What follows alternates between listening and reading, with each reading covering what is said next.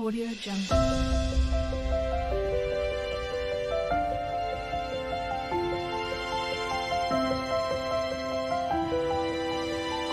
Jungle. Hi guys, it's the Bee here. Today I want to talk about a type of, I would call it kind of a deformation. It's called Oligodactyly. Some people don't know what it is.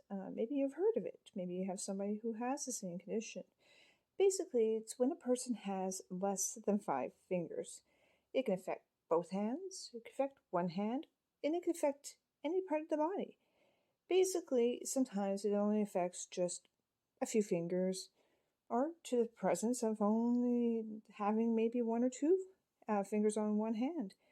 And I just wanted to show you today what is basically oligodactyly and maybe some of the struggles that I face myself every day, and maybe give some information to the people out there so that they feel more comfortable with it.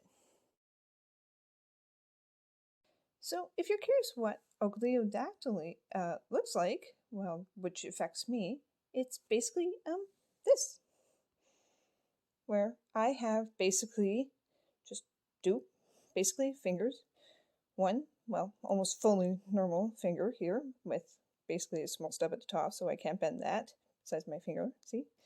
And basically my thumb, which is basically just, I guess I'll say is a nub. That's about it. But here again, you can see that I do also have a normal hand, of course, just so people know that it only affected one hand. So today I'm going to talk about basically what are the struggles that I struggle with this hand. Well, let's explain. So number one, people might ask, does it hurt? Well, no, it doesn't hurt because I've basically had this since I've been born. So I really don't know what it is to have like 2 full hands, as most people do out there. But you will notice that I do have, if you look closely in my hand shot, that I did have an operation when I was quite young, because the extremities were actually really close to each other. And so the doctors kind of made it so that I have more free movement in the joints. But basically I don't really feel much more different. I do feel when I get cut. I do feel it when, I get aches, pains, stuff like that. 2, can I lift any boxes? Well, yeah, I can lift boxes, but it has to be kind of like a smaller box because carrying really extremely heavy boxes, if it does or doesn't have a handle, makes the difference. Usually when I'm holding a large box and it doesn't have a handle, I kind of will struggle because I can't grip the whole box. If it is a larger box and it's not that heavy, and it does have a handle, I can kind of like slip my hand inside of the handle part and kind of lift with my other hand. But usually, most cases, I just usually let somebody else help me out with those large boxes. 3, can I tie my shoes? Like kind of like what some people would want to know. Actually, yeah, I can tie my shoes. But to be honest, I did not learn how to tie my shoes till I was almost 15. Yeah, and even then I had to really struggle to learn how to tie my shoes, especially with my condition. So basically I've learned, and I was very kind of like learning to do that over a whole summer. Like it took me quite a while. So I want to show you how I actually tie my shoes. So here, I will put this on. Simple. It's simple for everybody. Boom. Done. So basically, a loop like this, pull tight, still tie it out like it's normal, sorry.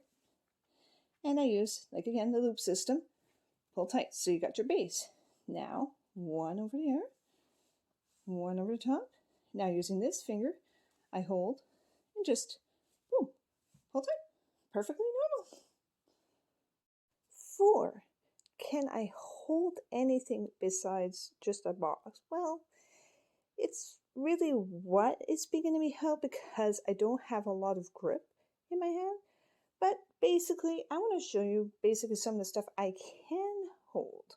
So basically, some things that I can hold. Well, this, for instance.